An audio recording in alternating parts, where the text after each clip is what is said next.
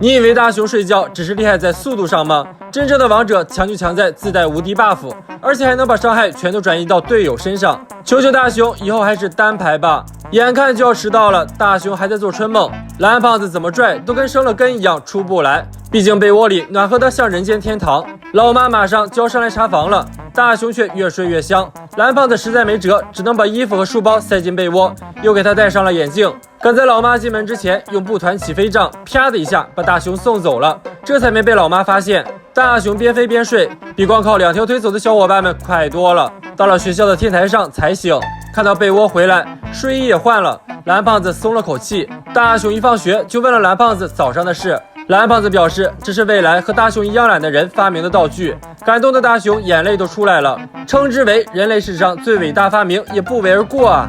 虽然蓝胖子知道借这种偷懒神器给大雄不是什么好事，但还是由着他去了。大雄在被窝里飞过空地时，把胖虎和小夫都给看呆了。大雄本想邀请静香体验滚床单的感觉，追上来的两人说什么也要一起体验一下，静香可不乐意了。3男1女挤一个被窝，成何体统？但静香有了个更好的主意。晚上，大雄睡得呼噜连天，要不是蓝胖子叫他，恐怕就要爽约了。小伙伴们都卷起铺盖走起了，人到齐了，大雄却倒头就睡，成了小夫眼里爱睡觉觉的宝宝。除了他之外的小伙伴们都精力十足，一起穿过云山云海，来到了星空之上。胖虎和小夫玩起了被窝赛马，偶遇直升机还不忘跟飞行员打个招呼，吓得人以为妖怪出来了。静香和蓝胖子把枕头当排球打，见过滑雪滑冰的，却没见过滑云的。只有大雄像个老干部一样犯困，在睡梦中飞往极乐世界。又累又冷的小伙伴们准备回家时，才发现大雄跑没影了。这下大家只好分头行动去找他。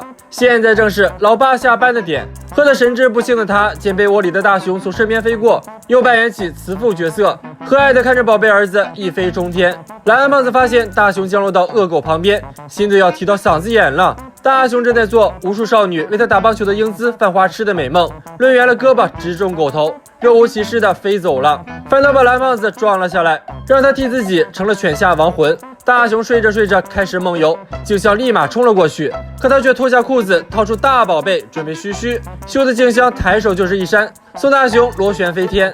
大雄方面完了继续睡觉，被胖虎和小夫抓个正着。这次大雄又梦到自己学会了仰泳，甩着花手就把两人掀翻了，连人带被窝一起砸到了神城先生家里，盆栽全军覆没。神城先生捡起起飞杖，就把2个不速之客请出了家门，把队友挨个坑了一遍的大雄还在酣睡中，跟着气流飘来飘去。大家追着大雄飞进了乌云区，睡着的他各种神躲避，反倒是醒着的被雷的外焦里嫩，还成了天然冰雕，妥妥的大自然艺术品。